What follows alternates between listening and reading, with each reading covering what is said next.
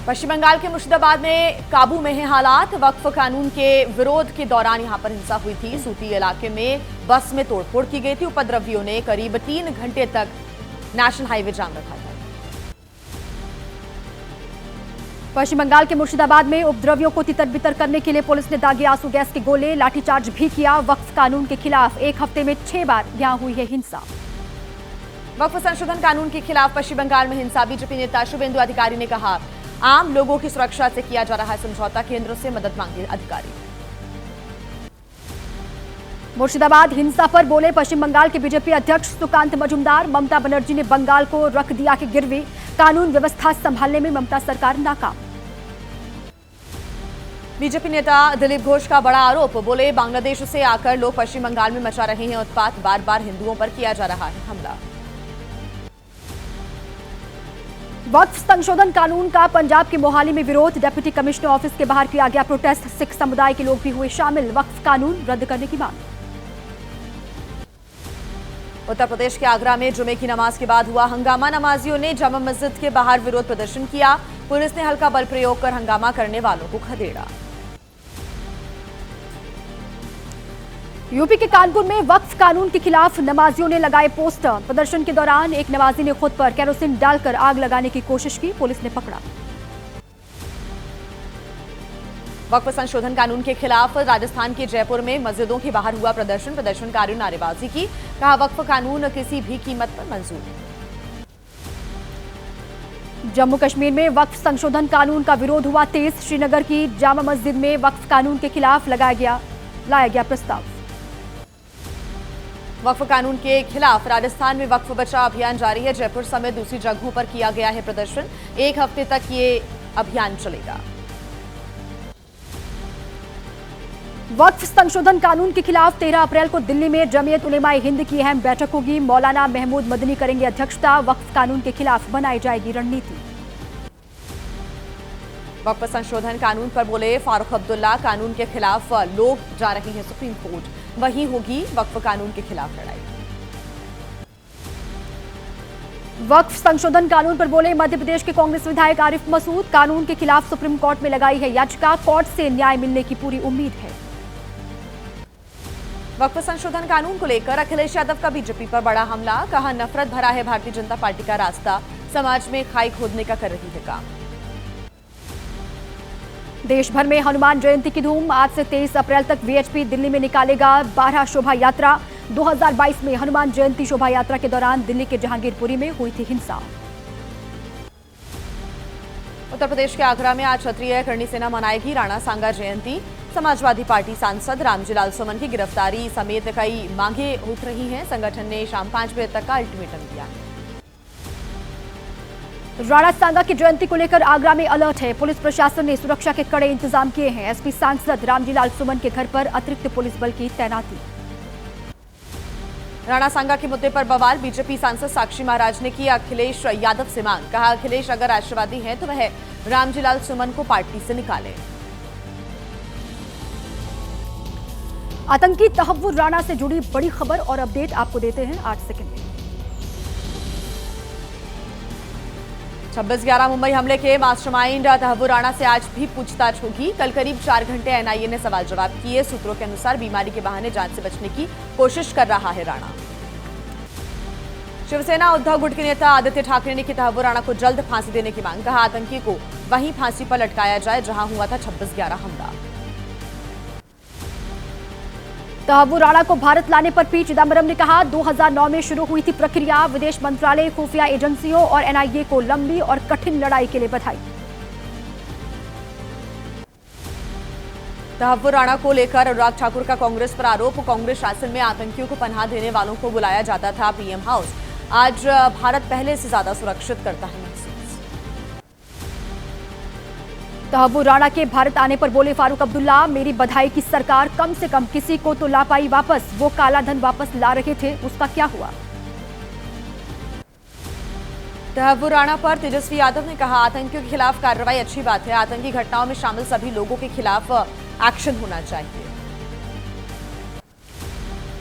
तहव्वुर राणा को लेकर हो रही राजनीति पर बोले आचार्य प्रमोद कृष्णम। कांग्रेस नेता आतंकियों के समर्थन में हो जाते हैं खड़े। मोदी का विरोध करते करते विपक्ष के कुछ नेता हो गए हैं अंधे। और आइए अब आपको फटाफट अंदाज में दिखा देते हैं देश की तमाम बड़ी खबरें। तमिलनाडु में बीजेपी और एआईएडीएमके के बीच हुआ गठबंधन। गृह मंत्री अमित शाह ने चेन्नई में इसका ऐलान किया। कहा, पलानीस्वामी के नेतृत्व में मिलकर लड़ेंगे विधानसभा चुनाव।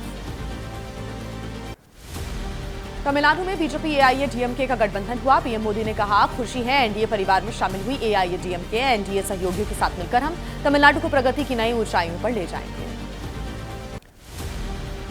गृह मंत्री अमित शाह का आज से 2 दिन का महाराष्ट्र दौरा। रायगढ़ में छत्रपति शिवाजी महाराज की पुण्यतिथि कार्यक्रम में होंगे शामिल। अजित पवार गुट के सांसद के घर भी जाएंगे अमित शाह। अडानी डिफेंस बनाएगा बालाकोट एयर स्ट्राइक वाला बम गौरव। डीआरडीओ ने सफलतापूर्वक किया बम का रिलीज ट्रायल। 100 किलोमीटर की दूरी तक सटीक हमला करने में सक्षम। कड़ी सुरक्षा के बीच राजस्थान में आज जेल प्रहरी भर्ती परीक्षा होगी। राज्य के 39 जिलों में बनाए गए हैं परीक्षा सेंटर। एक पद के लिए औसतन 1022 उम्मीदवार आजमाएंगे अपनी किस्मत। बिहार में सीएम पद को लेकर कांग्रेस आरजेडी में मतभेद जारी है। कांग्रेस नेता सचिन पायलट ने कहा, विधानसभा चुनाव के बाद ही सीएम का नाम होगा तय। सचिन पायलट के बयान पर आरजेडी का पलटवार। प्रवक्ता मृत्युंजय तिवारी ने कहा, महागठबंधन में तेजस्वी यादव ही हैं मुख्यमंत्री का चेहरा। कौन क्या बोल रहा है फर्क नहीं पड़ता।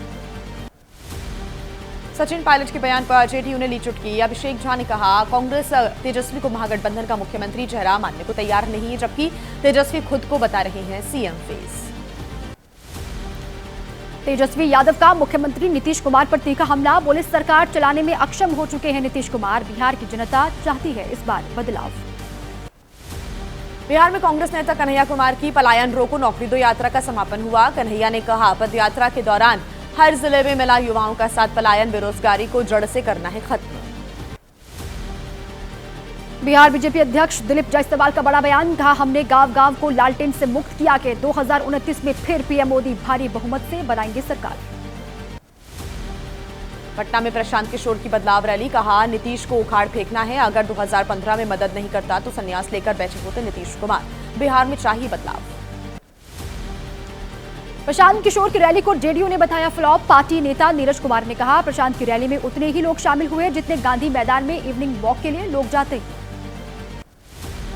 प्रशांत किशोर की रैली पर बोले आरजेडी नेता मृत्युंजय तिवारी, गांधी मैदान में जनता तो छोड़िए, इनके पदाधिकारी भी नहीं पहुंचे। आरजेडी ने प्रशांत किशोर को बताया बीजेपी की बी टीम। प्रशांत किशोर का नीतीश सरकार पर बड़ा आरोप। कहा, रैली में 5 लाख लोगों को होना था शामिल, लेकिन सरकार ने 2 लाख लोगों को जाम में फंसाकर रखा। केंद्रीय मंत्री चिराग पासवान का प्रशांत किशोर पर निशाना। कहा, उनकी रैली में लोग ही नहीं पहुंचे। प्रशांत ने खुद का ही कर लिया सबसे ज्यादा नुकसान। पटना की रैली में प्रशांत किशोर का बड़ा ऐलान। कहा, 10 दिन के अंदर निकालूंगा यात्रा, नवंबर में बनाकर दूंगा नई सरकार। केंद्रीय मंत्री ललन सिंह ने कांग्रेस और जनसुराज पार्टी के नेता प्रशांत किशोर पर साधा निशाना। कहा, ये सब टाई फिज है। आरजेडी विधायक रीतलाल यादव के 11 ठिकानों पर रेड पड़ी। पटना और दानापुर के एसपी भी रेड के दौरान मौजूद रहे। 5 थानों की पुलिस तैनात, ड्रोन से भी निगरानी। आरजेडी विधायक रीतलाल यादव के ठिकानों पर छापे पड़े हैं। दानापुर के घर पर करीब 300 पुलिसकर्मी तैनात किए गए। आर्म्स डिटेक्टर से भी तलाशी ली जा रही है।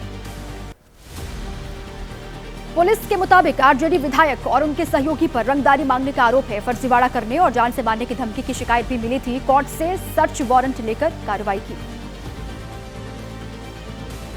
और आइए 8 सेकंड न्यूज में अब आपको दिखा देते हैं कुदरत के कहर से जुड़ी हुई बड़ी खबरें तस्वीरों के साथ।